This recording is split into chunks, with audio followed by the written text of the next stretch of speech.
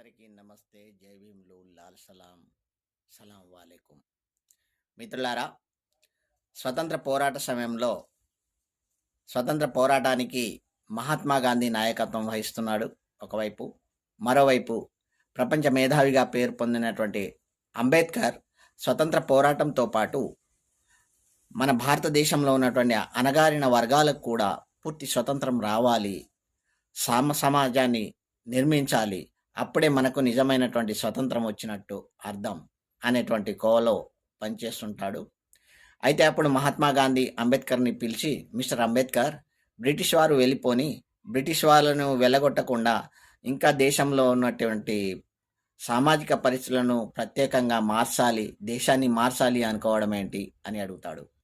అయితే అప్పుడు అంబేద్కర్ అంటాడు, దేశానికి స్వతంత్రం ఎంత అవసరమో దేశంలో ఉన్నటువంటి సామాజిక రుగ్మతలను కూడా నయం చేయడం అంతే అవసరము. అందుకని సామాజిక పోరాటాలు, సామాజిక స్వతంత్రం కూడా దేశ స్వతంత్రంతో పాటే సాధించాలి.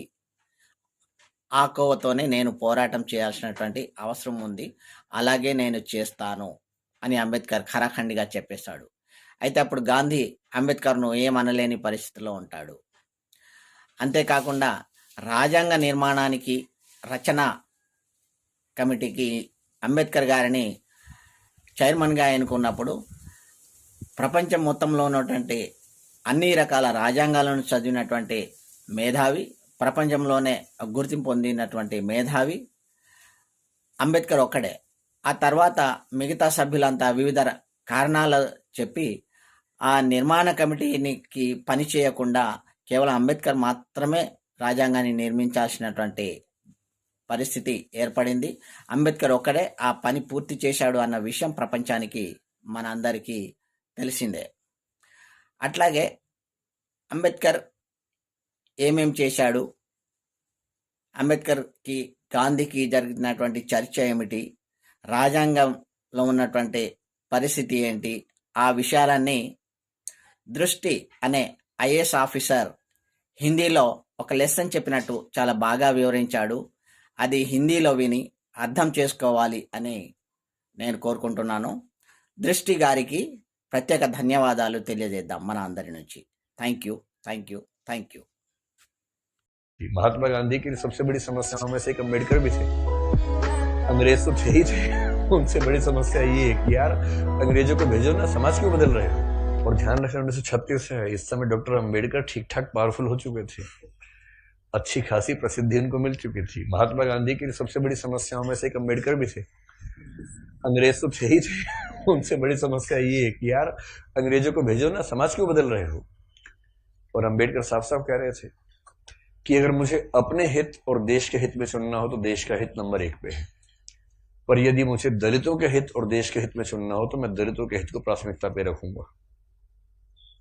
क्योंकि अगर अंग्रेज चले गए ऐसे ही तो यहां के सवर्ण हमें छोड़ेंगे नहीं, और दलितों की पराधीनता अंग्रेजों के आने से पहले ज्यादा थी, अंग्रेजों की उपस्थिति के समय कम पराधीनता थी। आपको गुस्सा तो आता होगा अम्बेडकर पे कई बार, क्या ये कैसा आदमी था, है ना, लेकिन आप तर्क सुनेंगे तो दंग रह जाएंगे, तर्क अच्छे हैं। और मजे की बात है कि भारत की संविधान सभा में अम्बेडकर जितनी पढ़ाई पूरी संविधान सभा में एक भी मेंबर ने नहीं कर रखी थी। केवल एक BN राव थे जो एडवाइजर थे, उनके पास ठीक ठाक पढ़ाई थी, उन्हें छोड़ दें, बाकी सब मिट्टी के मतलब पेंदे टाइप के थे, प्यादे थे उनके सामने। पढ़ाई लिखाई का जो लेवल अम्बेडकर साहब का है वो किसी का नहीं है। तो कुछ लोग मैंने देखा कि सवर्ण मानसिकता के कुछ लोग अम्बेडकर को देशद्रोही घोषित करना चाहते हैं इन्हीं कथनों से कि दलित प्रश्न और देश के प्रश्न में दलितों को प्राथमिकता दूंगा, तो बुरा मान जाते हैं। और उन्हीं से आप पूछो कि अगर हिंदू का प्रश्न हो और देश का प्रश्न हो, किसी प्राथमिकता दोगे, तो हिंदू, हिंदुस्तान है, मगर समझते हो तो हिंदुस्तान है बोलते हैं, हिंदुस्तान है। मुसलमान तो आए हैं, जा भी सकते हैं, लेकिन हिंदुस्तान है। तो अंबेडकर उस समय पावरफुल हो चुके थे, और अंबेडकर को मैं तो बड़ा सलाम करता हूं इस सेंस में। आमतौर पर वंचित वर्ग में जब कोई पढ़ लिख लेता है ना, अपने वर्ग से कन्नी काट लेता है। रिजर्वेशन का सबसे बड़ा दुख ये है, रिजर्वेशन का सुख ये है कि वंचित वर्गों के लोग आने लगे हैं सत्ता में, और जैसे ही एक गांव से एक बच्चा, दलित बच्चा आईएएस बनता है ना, पूरा गांव आईएएस बन जाता है। आरक्षण के वित्तीय लाभ केवल उस व्यक्ति को मिलते हैं जिसको आरक्षण मिला है, पर सामाजिक राजनीतिक लाभ पूरे गांव, पूरे कुनबे, पूरे कस्बे, पूरे शहर को मिलते हैं। कि हमारे गांव का चंदू आईएएस बना है, और चंदू वर्ग में मान लीजिए एससी या एसटी में आता है। उस दलित जाति के, उस गांव के और आसपास के 100 गांव के सब व्यक्तियों के पास कॉन्फिडेंस आ जाता है। कुछ बिगड़ा, चंदू को फोन लगा दिया, चंदू, ए चंदू बिटवा देखिए जरा। अब पुलिस वाले ने रोका, लाइसेंस के लिए, रुको रुको बात करवाते हैं, ऐसे करके कह रहे किसको फोन करो, चंदू को फोन करो। भाई छोड़ दो कोई बात नहीं, आप जाओ जाओ जाओ, आप गाड़ी कैसे भी ले जाओ, सिर के ऊपर रख के ले जाओ, कोई बात नहीं, हम कुछ नहीं बोलेंगे। कॉन्फिडेंस लेवल बढ़ जाता है। एक रिजर्वेशन का फायदा ये होता है, आर्थिक फायदा नहीं होता। रिजर्वेशन आर्थिक मामला नहीं है, वो सामाजिक राजनीतिक समतलीकरण का मामला है, उसमें उसको देखना है। और अम्बेडकर ने, आजकल क्या होता है कि जो बच्चा आईएएस बनता है सबसे पहले कोशिश करता है कि उसकी जाति किसी को पता ना लगे कि वो रिजर्वेशन में है। और बहुत सारे लोग एससी एसटी या ओबीसी से रिजर्वेशन का लाभ लेकर अगर आईएएस बनते हैं तो कोशिश करते हैं कि शादी जैसे सवर्ण समाज में हो, क्योंकि आईएएस खुद एक जाति है। उस जाति में शादी कहीं भी हो सकती है, वहां जाति प्रथा बीच में नहीं आती है। ऐसी आईपीएस भी एक जाति है जो आईएएस से नीचे ही जाती है, लेकिन ठीक ठाक जाती है, वो भी अपने आप में ठीक ठाक जाती है। जैसे आईएएस पति आईपीएस पत्नी, लोग कहेंगे हाँ ठीक है, आईपीएस पति आईएएस पत्नी, तो लोग कहते हैं अच्छा चलो कोई बात नहीं ठीक है। इस तरह से मैनेज करते हैं, क्योंकि आईपीएस नीची जाती है, आईएएस थोड़ी ऊंची जाती है, और आईआरएस और बाकी सब तो बहुत ही नीची जाती हैं। और उसमें जो ग्रुप बी हैं वो तो शूद्र टाइप के माने जाएंगे कि ये तो बहुत ही नीचे के लोग हैं। बेशक यूपीएससी ने सफलता दी हो, पर ये तो ये नहीं चलेंगे, इनके 10 नंबर कम आए से इनको बाहर करो यहाँ से। एक प्रकार की जाति व्यवस्था वहां भी है। तो दलित चेतना जो अम्बेडकर की वजह से, अम्बेडकर का सम्मान क्यों करना चाहिए कि वो इतना पढ़ने लिखने के बाद भी चाहते तो वो भी एक शानदार जिंदगी जी सकते थे। उनको मिल ही रही थी भाई, वो पीसीएस ऑफिसर थे बड़ौदा में, मजाक छोड़ना है, नागपुर में शायद।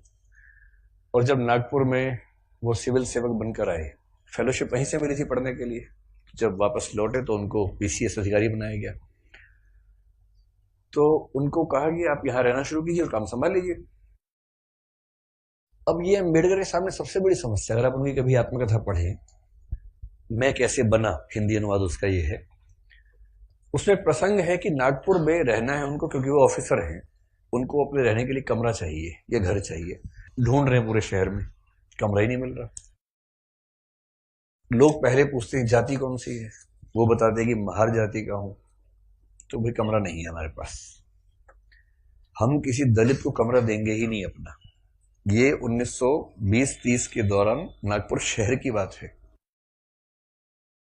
फिर वो कह रहे कि कई कमरे खारिज होते गए।